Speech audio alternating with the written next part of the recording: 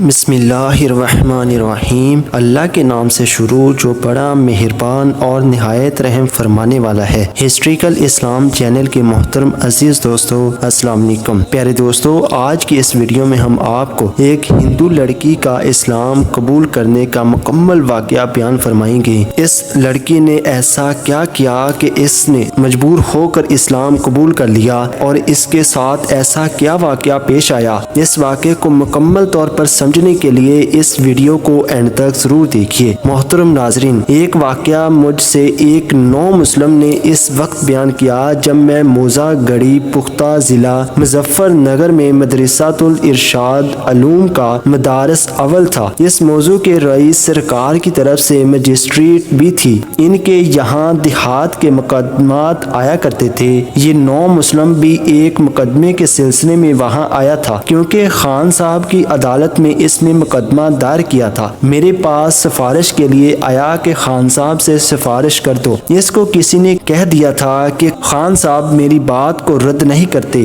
میں نے اس سے دریافت کیا کہ تم نے اسلام کیوں قبول کیا؟ کہنے لگا مجھے بخار ہو گیا، اور اس نے اتنا طویل پکڑا کہ مجھے دگ ہو گئی۔ میرا بڑا بھائی ڈاکٹر تھا اور اچھا ڈاکٹر تھا، میری بڑی محنت و شفقت سے علاج کر رہا تھا۔ میری حالت بگڑتی گئی، یہاں تک کہ ایک دن اس نے میرے منہ پر کہہ دیا کہ اب علاج بیکار ہے اور تمہاری حالت خطرے کی حد تک پہنچ گئی ہے۔ اب جو چاہو کھاؤ پیو، دوا یا پرہیز کی کچھ ضرورت نہیں۔ تو وہ کہہ کر یہ چلا گیا۔ اب بیوی میرے پاس آئی اور پوچھا کیا حال ہے؟ میں نے رو کر کہا حال کیا ہوتا، بھائی صاحب کہہ گئے ہیں کہ میرے بچنے کی امید نہیں، اب دوا اور پرہیز کی کوئی ضرورت نہیں۔ بیوی نے کہا اگر میں تم کو اچھا کر دوں تو جو میں کہوں گی اس پر عمل کرو گے؟ میں نے کہا جان سے زیادہ پیاری کوئی چیز نہیں، اگر تو نے مجھے اچھا کر دیا تو جو کہے گی وہی کروں گا۔ اس نے کہا اب تم بے فکر رہو، میں تم کو اچھا کر دوں گی۔ یہ کہہ کر اس نے میرے پلنگ کے پاس کرسی ڈالی اور کچھ پڑھنا اور مجھ پر دم کرنا شروع کر دیا۔ پانی پر بھی دم کر کے مجھے پلاتی۔ اس لڑکی کا باپ آ رہا تھا، اس نے اس کو انگریزی بھی پڑھائی تھی۔ میں نے سمجھا کہ شاید یہ دوید منتر پڑھتی ہے۔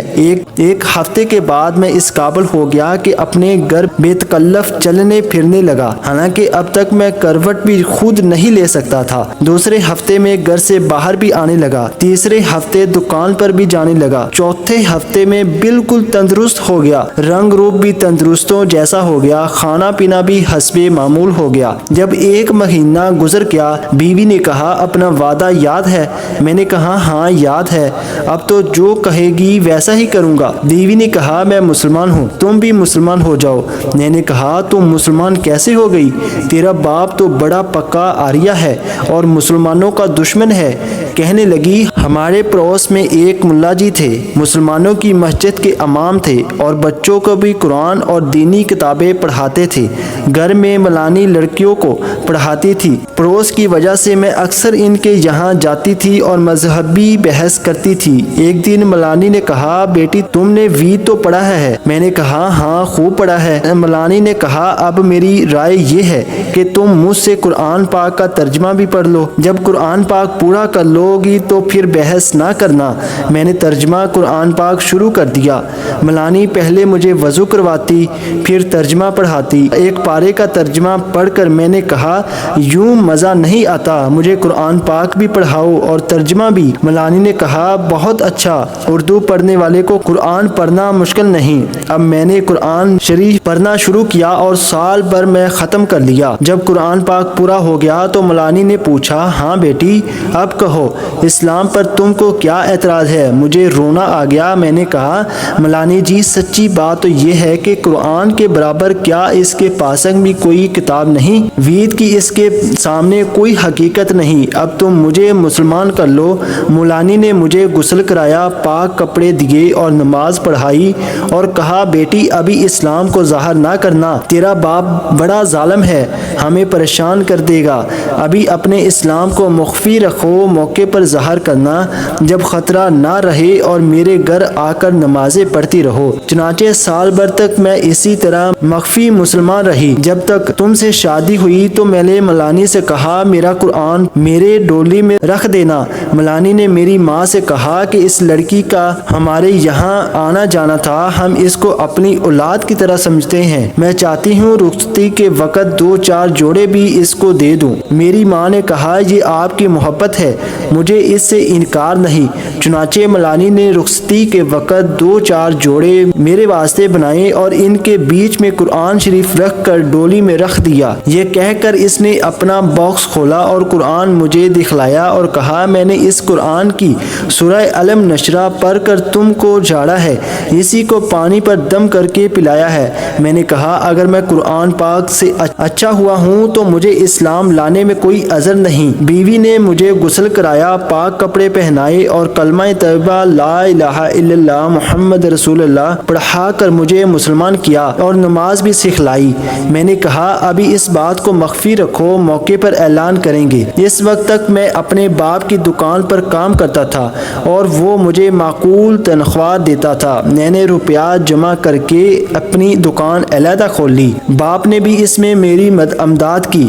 جب میری دکان خوب چل گئی تو میں نے اپنے اسلام کا اور بیوی کے اسلام کا اعلان کر دیا۔ اس پر بیوی کے باپ کو بڑا غصہ آیا۔ میرے باپ نے اپنی جائیداد سے مجھے محروم کر دیا، مگر میری ماں نے اپنی جائیداد میرے نام کر دی۔ ہندوؤں نے یہ کوشش کی کہ میری ماں کی جائیداد بھی مجھے نہ ملے۔ اس کا مقدمہ آپ کے خان صاحب کی عدالت میں نے دائر کیا ہے، آپ سفارش کر دیں۔ چنانچہ میں نے سفارش کر دی اور خان صاحب نے اس کے حق میں فیصلہ کر دیا۔ نو مسلم نے کہا میری بیوی کے باپ نے اپنے بیٹے کو میری بیوی کے پاس بھیجا کہ اس کو سمجھاؤ، وہ وید بھی پڑھا ہوا تھا اور انگریزی بھی۔ وہ ہمارے گھر آیا اور اپنی بہن کو سمجھانے لگا کہ اسلام میں کیا خوبی ہے، مسلمان تو ایک گوہتیاں کرتے ہیں۔ میری بیوی نے کہا بھائی صاحب آپ تو وید پڑھے ہوئے ہیں، کیا اس میں آپ نے نہیں پڑھا کہ ایک راجا کے زمانے میں بڑی وبا پھیلی ہوئی تھی، تو پنڈت نے کہا سوگائے ذبح کر کے جنگل میں ڈال دو کہ درندے پرندے ان کا گوشت کھائیں تو وبا دور ہو جائے گی۔ راجا نے ایسا ہی کیا تو وبا دور ہو گئی۔ تو جس گوے کا گوشت درندوں پرندوں کے کھانے سے وبا دور ہوتی ہے، اگر خود انسان کھائے تو کیا ہوگا؟ اس پر وہ لاجواب ہوا تو دوسرا سوال کیا کہ مسلمانوں کے یہاں یہ بھی مسئلہ ہے کہ کنویں میں چوہا مر جائے تو 20-30 ڈول نکال دو، مرغی مر جائے تو 40-50 ڈول نکال دو، بلی مر جائے تو 70-80 ڈول نکال دو۔ یہ تو عقل کے خلاف ہے۔ اگر کنواں ان چیزوں کے مرنے سے ناپاک ہو جاتا ہے تو 20-30-40-50 ڈول نکالنے سے کیا ہوگا؟ سارا پانی نکالنا چاہیے۔ بیوی نے کہا آپ تو ڈاکٹر ہیں، کیا آپ کو معلوم نہیں کہ جس آدمی کا خون خراب ہو جاتا ہے تو ڈاکٹر حکیم فصد کے ذریعے سے تھوڑا سا خون نکال لیتے ہیں جس سے سارا خون اچھا ہو جاتا ہے، سارا خون کوئی نہیں نکالتا۔ اسی طرح بعض جانوروں کے مرنے سے پانی خراب ہوتا ہے مگر سارا پانی نکالنے کی ضرورت نہیں ہوتی، تھوڑا سا نکالنا سارے پانی کو اچھا کر دیتا ہے۔